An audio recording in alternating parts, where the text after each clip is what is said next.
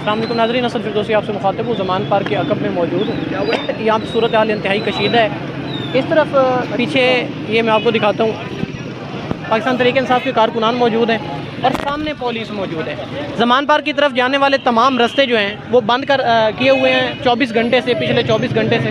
और कारकुनान भी यहाँ पे कसीर तादाद में मौजूद हैं, जबकि भारी नफरी पंजाब पुलिस की भी यहाँ पे मौजूद है और रेंजर्स भी तैनात है कल से, और रेंजर के और रास्ते भी मंगवा लिए गए हैं। अब यहाँ पे हो गया रहा है, वहाँ से पुलिस थोड़ी देर बाद आती है और भागती हुई आंसू गैस के शेल फेंकती हुई और पथराव करती हुई कारकुनान को इस तरफ ले जाती है और कारकुनान आगे तक चले जाते हैं, इधर उधर बिखर जाते हैं। जब कारकुनान बिखर जाते हैं, पुलिस थक जाती है, पुलिस इस तरफ वापस चली जाती है। पुलिस को कैसे वापस जाती है? कारकुनान इस तरफ से, ये जो सारे खड़े हैं मुंतशिर इस वक्त हुए हैं, इकट्ठे होते हैं और इकट्ठे हो गए पुलिस की जानिब बढ़ते हैं और पुलिस पीछे की जानिब चली जाती है। पिछले कुछ 24 घंटे से ज़मान पार्क जो है वो जंग का सामान यहाँ पे बना हुआ है। अभी मैं कवर करके आया हूँ, वहाँ पे जो है वो गाड़ियाँ जली खड़ी हैं, यहाँ पे रियासती मशीनरी को नुकसान पहुँच रहा है। कारकुनान जो हैं उनका ये खुद मैंने फेस किया है, उस तरफ जाके आंसू गैस की शेलिंग बड़ी ये ख़तरनाक है, सांस तंग हो जाता है, आँखों को जलन होने लगती है।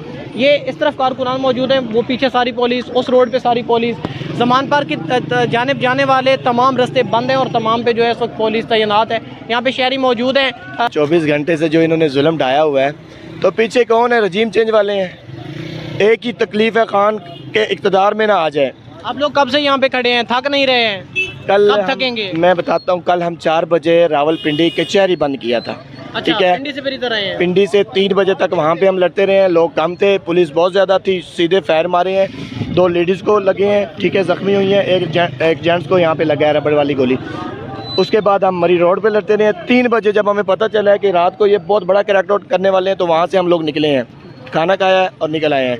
और सुबह से यहाँ पे यही सूरत हाल है। आंसू गैस को मैंने भी फेस किया है, आंखों में जलन होने लगती है, घुटन सी होने लग जाती है।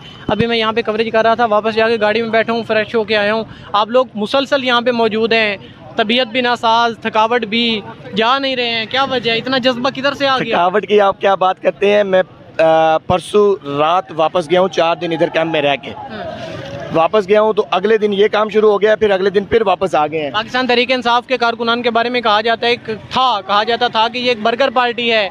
ये जो 24 घंटे में हो रहा है, कारकुनान ने साबित कर दिया कि ये बर्गर नहीं है, ये तो जट्टों के बेटे हैं। भाई मैं आपको एक सच्ची बात बताऊं, हमें खुद नहीं पता कि हमारे अंदर ये जज्बा कहाँ से आ रहा है। जब हमें लगता है कि ये खान साहब को नुकसान पहुँचाने लगे हैं, तो पता नहीं कहाँ से अंदर से जज्बा पैदा होता है और सारी थकावट दूर हो जाती है और ये दिल करता है कि हमारी लाशों से गुजर के जाएं, हम इनको जाने नहीं देंगे इंशाल्लाह।